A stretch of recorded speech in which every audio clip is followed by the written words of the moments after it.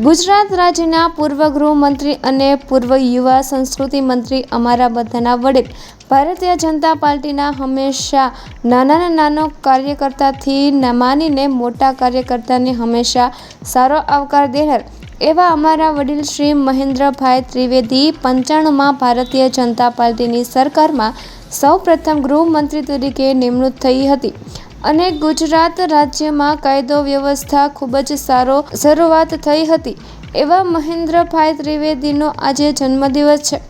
Happy birthday. Bharatiya Janata પાર્ટીના ભાજપ પરિવાર group તરફથી રજાક મુસાણી તરફથી હેપી બર્થડે। ભગવાન ખુદા એની ઉંમરમાં બરકત આપે અને આરોગ્ય જીવન ખૂબ સારું થાય એવી અમારી દુઆ અને પ્રાર્થના છે।